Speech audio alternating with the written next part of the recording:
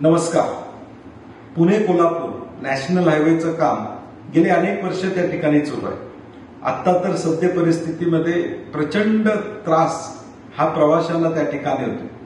एका बाजूला प्रचंड पाऊस, दुसऱ्या बाजूला सर्व्हिस रोडवर कुठेही खड्डे मुजवलेले नाहीत अशी परिस्थिती.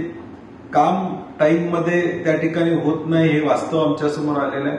आणि म्हणून काँग्रेस पक्षाच्या वतीनं प्रवाशांना दिलासा देण्यासाठी येणाऱ्या शनिवारी 3 तारखेला आम्ही 9 वाजता पुणे, सातारा, कराड आणि किनी या 4ही टोल नाक्यावर काँग्रेस पक्षाच्या वतीनं आम्ही आंदोलन करण्याचा निर्णय घेतलेला आहे.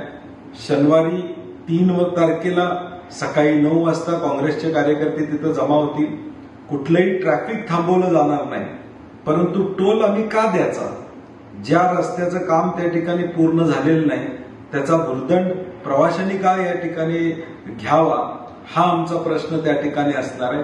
आणि म्हणून काही मागण्या घेऊन आम्ही शनिवारी रस्त्यावर त्या ठिकाणी उतरणार आहोत. आपणही ताकदीनं यामध्ये सहभागी व्हावं अशी विनंती.